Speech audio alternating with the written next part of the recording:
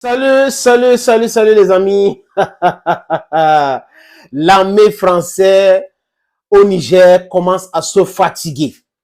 L'armée française se fatigue. Sous anonymat, les militaires commencent à parler.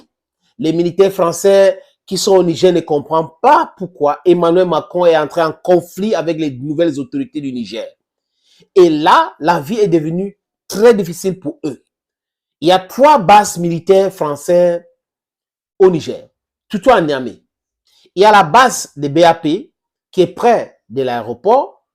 Il y a la base d'Ayuru. Il y a la base de Walam. J'espère que je prononce bien.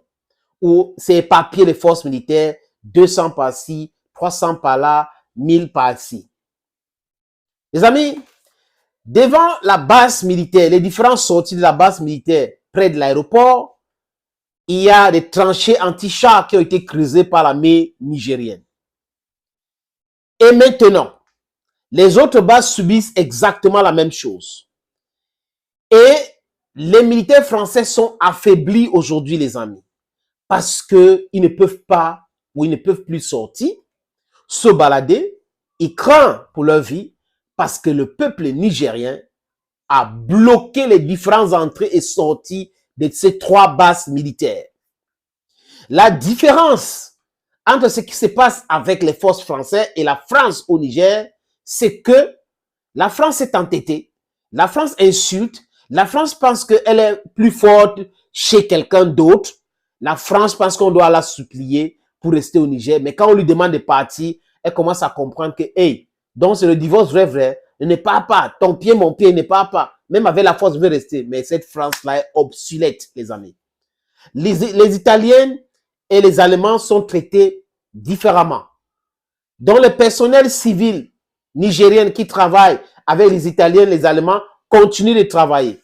Mais à ce qui concerne les 3 bases militaires que je vous ai citées, les amis, la base militaire de BAP, qui a une forte contingent française, la base militaire de Walam et la base militaire d'Ayoro, les civils qui travaillaient dans ce base-là ne partent plus au travail.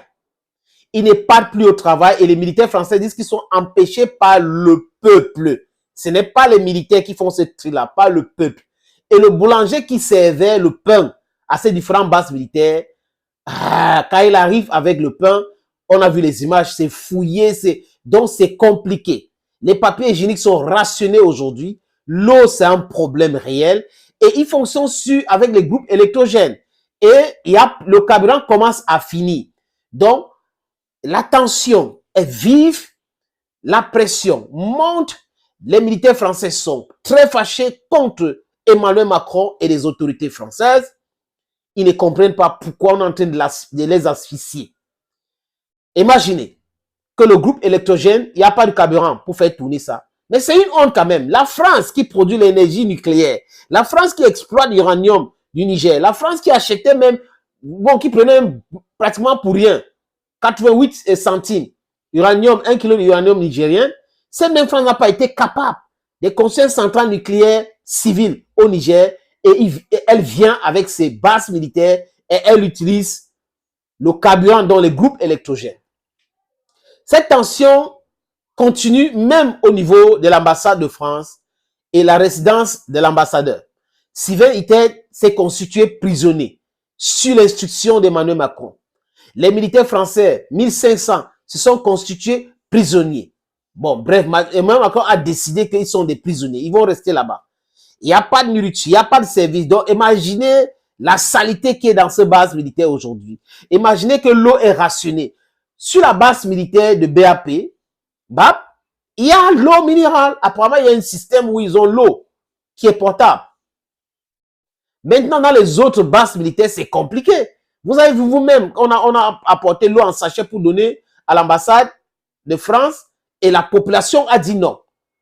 Et l'armée française aujourd'hui accuse le mouvement M62.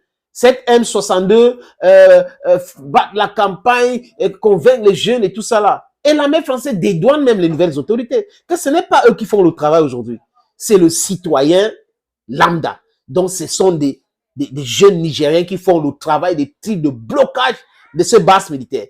Comme Emmanuel Macron ne veut pas parti avec ses militaires, alors que les nouvelles autorités ont dénoncé tous les accords militaires signés avec la France, des usages diplomatiques. La France devait tout simplement retirer ses troupes comme elle a fait au Mali, comme elle a fait au Burkina Faso. Mais la France veut s'entêter, donc la France est en train de tuer ses propres citoyens.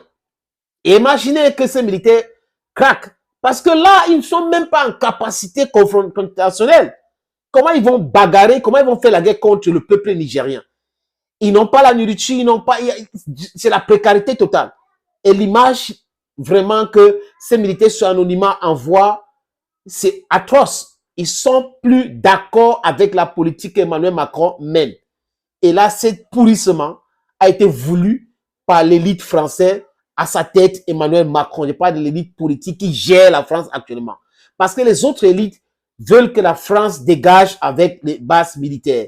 À l'heure actuelle, la France ne devrait pas avoir de bases militaires en Afrique. Il fallait penser la coopération autrement. Mais cette France a toujours pensé que non, nos bases militaires, vraiment, c'est pour la sécurité. Non, non, non. Même les bases militaires américaines doivent dégager. Si on a des leaders en Afrique, ils vont demander aussi d'avoir les bases militaires africaines aux États-Unis ou en France. À quoi servent toutes ces bases militaires-là? Nous ne voulons plus de ces bases militaires. Les militaires français souffrent actuellement au Niger parce que le peuple a décidé de les faire ça dur.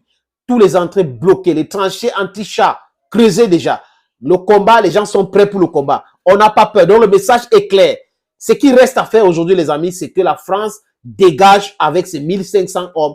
La France dégage avec son ambassadeur. Un point, c'est tout. Les autres pays peuvent représenter la France. D'ailleurs, tout le monde n'a pas l'ambassade partout. Hein?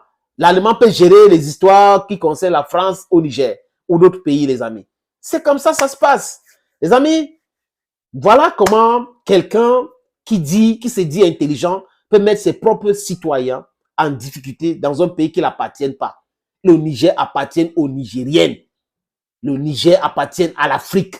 Le Niger n'appartient pas à la France. Ce n'est pas une province française. Ce n'est pas une région française.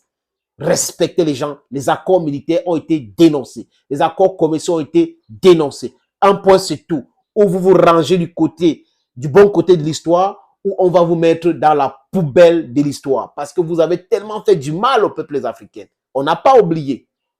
Thank you, friends, for watching this video on this platform. Stay blessed and bye-bye for now.